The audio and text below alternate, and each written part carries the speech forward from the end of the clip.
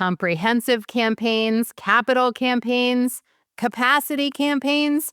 Oh my, there's a lot of language and terminology around campaigns, and it can be confusing.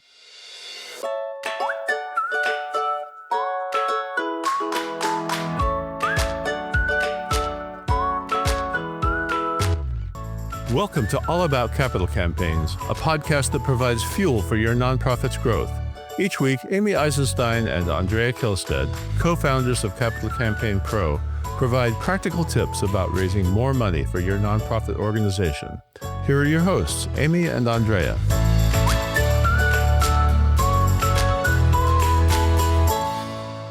Hi, I'm Amy Eisenstein. I'm here with my colleague and co-founder, Andrea Kihlstedt, and today we're going to talk about the confusing terminology around campaigns. Andrea, we're going to talk about capacity campaigns and comprehensive campaigns and capital campaigns and endowment campaigns. Get us started. Yes. All right, Amy. This is a topic that it has taken me years to sort through and to figure out. So I'm not surprised that other people are confused by it, right, when this language gets bandied around. But let's start right at the top. What do we mean by the phrase capital campaign? Now, even that's not so simple because generally, we speak about capital campaigns as an umbrella. It's an umbrella term that covers a wide variety of campaigns that all follow a particular kind of fundraising. That is leadership fundraising, top-heavy fundraising, where the bulk of the money comes from a fairly small group of wealthy people. Now, okay. Then you might say, well, don't you mean building campaign when you talk about capital campaigns? Well, one way to think about that is that the word capital might mean building, but it also might mean money. Right. Assets. Assets, yeah. Right? So it's a matter of which side of those you're thinking about. But understand that when we talk about, are you going to have a capital campaign? Just the general question, we are using an umbrella term that covers all different kinds of campaigns. And we're going to dive into those now. All right. So let me just add all kinds of campaigns that are once in a while, transformative, I was going to say, transformational and transformative for organizations. And it's not usually or always, and we're going to talk about when it is and when it isn't, inclusive of your annual operating funds. So I'm sure you have much more to say on that topic, but I just want to put out there that it's for a special project. It's for over and above usually your annual operating funds. It's once in a while. Go ahead. It's that kind of fundraising, right? The general phrase capital campaigns refers to a particular kind of fundraising where the money raised can be used for a variety of topics. And what's included is what determines the subgenre, what kind of a campaign it is. So let's just run those through. So the simplest is, and the most common perhaps, is when an organization is going to build a new building or expand their building. That's using the word capital in the sense of expanding your infrastructure. Your infrastructure, that kind of capital. And very often organizations decide they're going to do a campaign because they've run out of space, because their building has been knocked over by a tornado, because their building no longer suits their needs. So they do a strategic plan, and the plan says, yes, we need a new facility. And then someone says, well, okay, let's do a capital campaign, meaning let's do a building campaign. And let's just add that capital campaigns, when they include a building, also include program startup and often endowment and maintenance funds and rainy day funds and all sorts of other things. So it's not to the exclusion of other pots of money.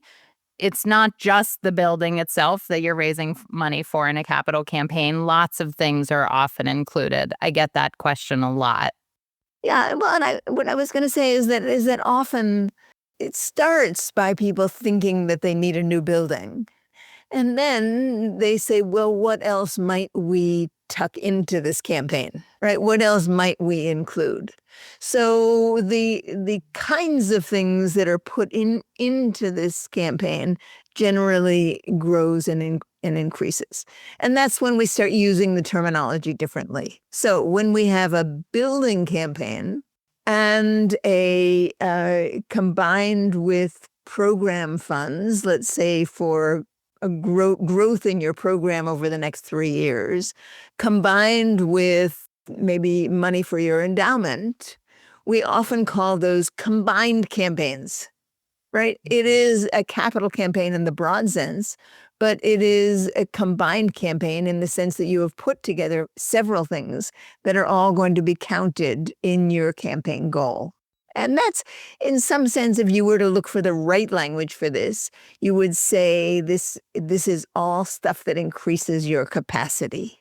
So if we were trying to be accurate, we would say, well, overall, all of these campaigns are capacity building campaigns. They're capacity campaigns.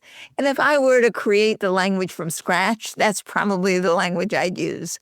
But I didn't create the language from scratch, nor did Amy. So we're stuck with the terminology we have, which is capital campaigns in the umbrella sense, then capital campaign in the sense that it is a building, just a building campaign, and then a combined campaign, which puts various things together under one rubric, and you're raising money for all of that. What we haven't yet talked about is where your annual fundraising lives, where the money you raise annually during your campaign period, how that fits into your campaign, or if it does. And honestly, this is where there is the most confusion. Pretty much every organization that is going into a capital campaign has an annual operating budget and raises philanthropic money every year towards that budget, right? Your annual operating fund, right? And you probably every year have a standard set of things you do to raise that money. Everyone is nervous about whether their campaign is going to cannibalize that fund. So some people decide what they're going to do is they're just going to include that annual fundraising right into their campaign, and they're going to increase the goal of their campaign by the amount they anticipate bringing in through annual fundraising during the period of the campaign. And most universities do that. Yes. So a university might say, for example, we're going to have a campaign for Big Red, right? Big Red, right? They're going to ask all of their alumni to give. The campaign is universities tend to have long campaigns. So let's say the campaign is going to take 10 years, which is long, but $1 billion campaign, for right? $20 billion, right, over 10 years.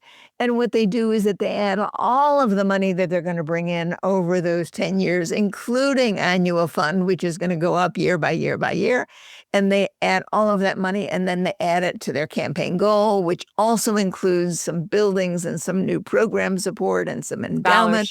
Scholarships, right? Yeah. Named faculty positions. I mean, all kinds of things. They lump it all together, and they have what is called a comprehensive campaign. Right. Now, that works quite well for universities. And that's why they do it. When you are not a university and you're an organization that has a specific mission, the mission is to save the wildlife, to feed the children, to make sick people healthier, to put on theater, right, whatever your mission is, it may make a little less sense to lump everything together, right? Because you don't have the kind of alumni loyalty that Big Red does, right? When Big Red alumni give to their campaign, they're not giving really to this or to that. They're giving to their institution, to which they feel loyalty and identity, and they want the institution to do well and to do better, and they want to be part of it. So So the ability to actually articulate the specifics of a campaign are less important than they are in these smaller organizations that have targeted missions. Now, what that says is that, okay, let's stick with one of these. Let's talk about feed the hungry, a soup kitchen in your community for the sake of discussion. And you need a new expanded kitchen. I mean, we all know that soup kitchens are in fact going to be more important coming up because funding has been cut for people. And the need So has risen. the Yes. need has risen. So you need an expanded kitchen. You need better equipment. You need there are More space, more more space. freezers, more That's right. refrigerators, everything. That's right. And you need that because you want to be able to accommodate twice the number of people in your community than you can currently accommodate. Right now, you too have an annual fund. Let's say you raise $100,000 a year regularly, and you have a group of loyal donors who give you year after year.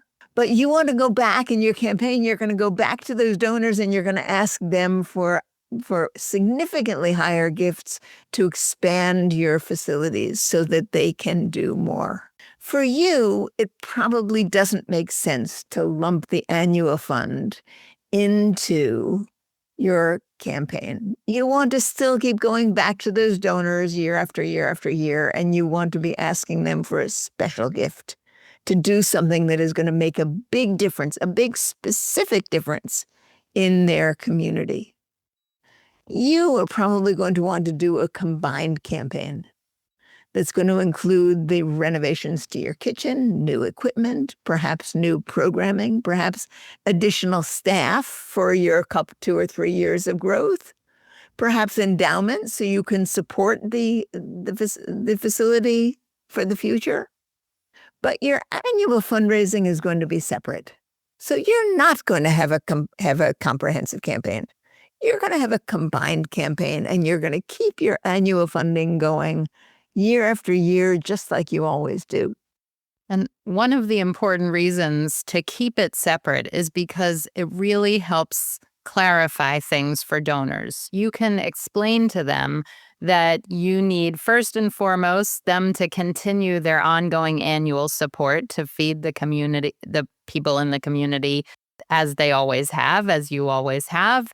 And you're asking for a one-time special gift over and above that annual amount to support this one-time growth need.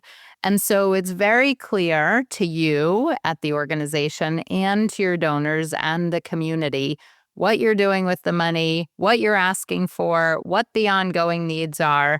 And it's really clear to people. And I think it's important, certainly when we're working with clients, we try to make sure that everybody can articulate the difference between the ongoing needs and the one-time special campaign effort so that donors understand. And, being able to explain that if donors just simply transfer their annual support to the campaign, that doesn't work for an organization.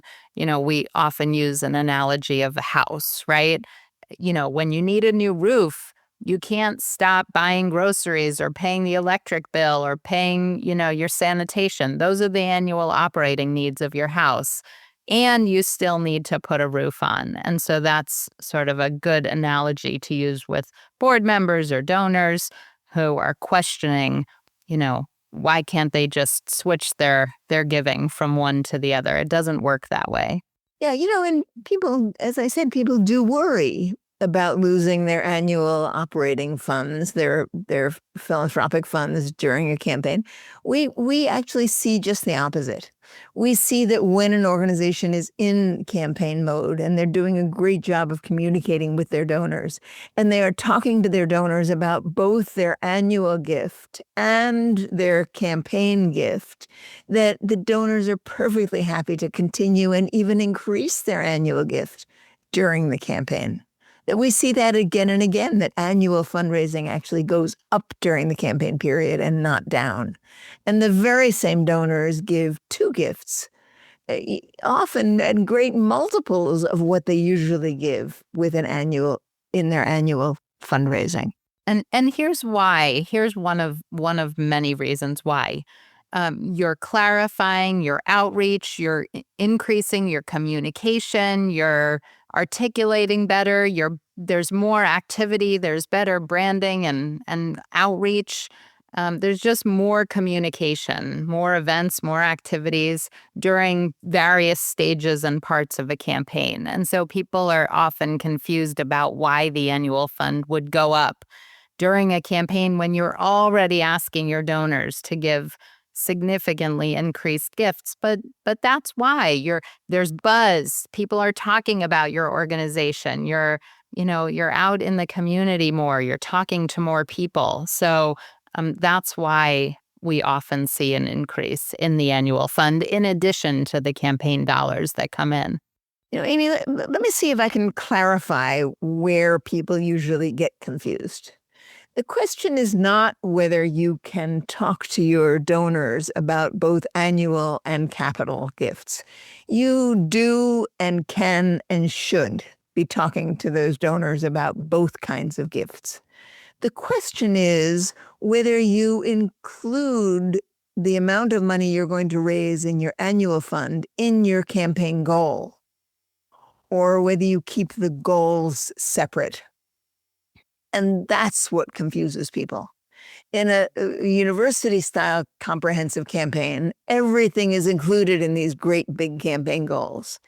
In a local campaign, or a more targeted campaign, while we talk to our donors about both kinds of giving and wanting both gifts from them, we keep the goals separate, the capital campaign goal and the annual goal. So those are not comprehensive campaigns because we're not lumping the goals together. It's not that we're not talking about them.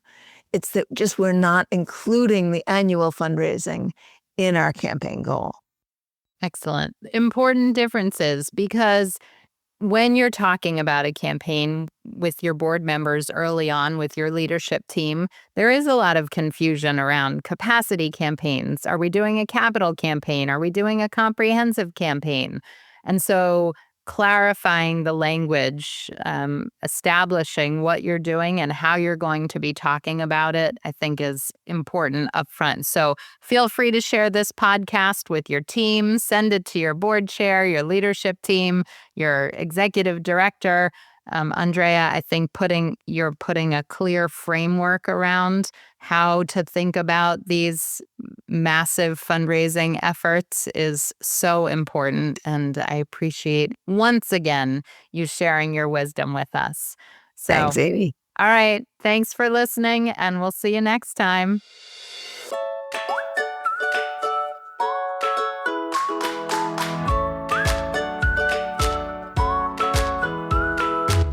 Thanks for joining Amy and Andrea for today's All About Capital Campaigns.